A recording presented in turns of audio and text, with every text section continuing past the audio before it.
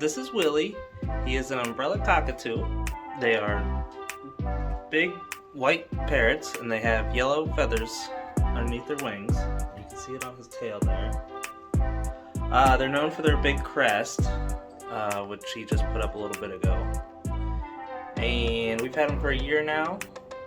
Willie was actually on exhibit at the Toledo Zoo. The earliest I was able to find of anything of him there was about 2010, and he left in 2018. So if you were there in between those years, you might have seen him there. He was at the Nature's Neighborhood section of the zoo. It's like a children's learning place, and they would show him and give presentations on him and, you know, let the kids learn about them and their environment and where they're from in the wild. And then in 2018, one of the zookeepers there took him home to be her pet. I guess he wasn't getting along with some of the other birds there, and he wasn't, they didn't think he was very happy. I think he was just over the whole zoo thing. So she took him home and she had him for 4 years. She sadly couldn't take care of him anymore because they're just so much work and, you know, life happens and stuff. So she was looking for someone to take him, and me and my girlfriend volunteered. So we've had him for the past year now, and now we are best buds.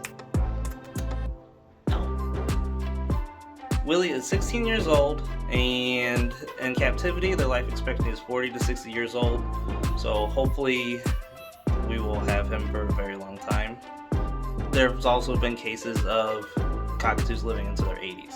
So yeah, we might have him for a long time. He might even outlive us. I'm 31 right now. Umbrella cockatoos are native to Indonesia and Australia, and they are known for their playfulness and their intelligence and just how loud they can be. Hello! Hello! A cockatoo can yell at up to 135 decibels. Thankfully that was not it. That was a very quiet hello for him. But yeah, 135 decibels is very loud.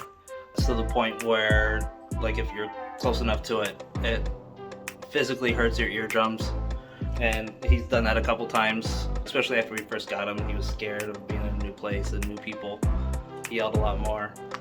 And yeah, when he does it, especially indoors and that sound is echoing around your, you know, living room, your ears are ringing afterwards. For comparison, 135 decibels is similar to being like using a jackhammer.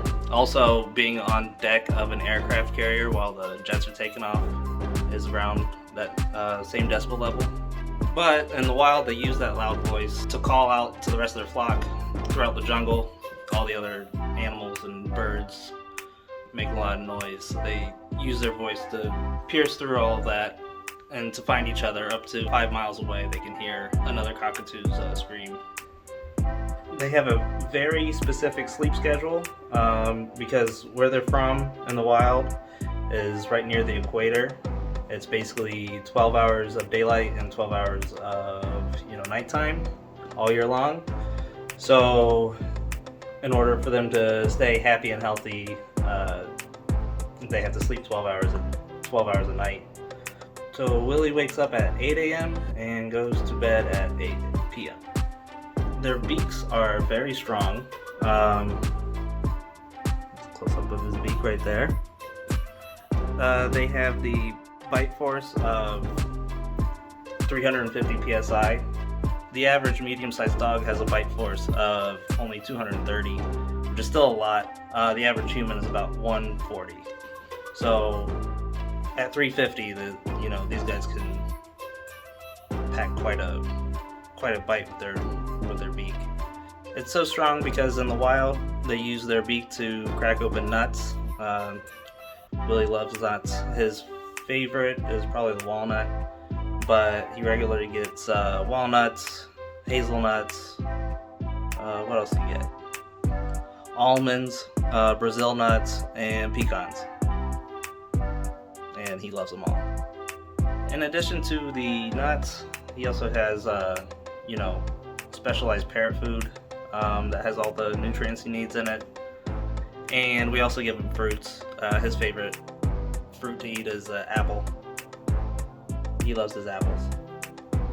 Cockatoos aren't great pets. A lot of people get them and then don't realize how much of a handful they are. You're really hurting my finger, bud. Okay.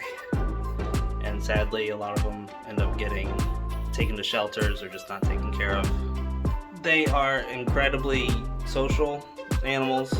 They crave attention pretty much 100% of the day that they're awake. If they don't get enough socialization, they can start, destroying their environment, which they do anyway. They do it for fun, but they can be even more destructive, and they also start, plucking out their feathers, which is not good. Cockatoos are very intelligent. They have the intelligence of about a 5-year-old child. They've even been known in the wild to use tools to get to food, like use a stick to take some food out of a place they couldn't reach with their beak. So they're very smart, and they like to be kept mentally stimulated. Problem is they have the emotional capability of around a 2-year-old. And with them living, up to 60 years old, it's like having a toddler full-time for 60 years. So that's a little history of cockatoos and William Bird, and I hope you enjoy.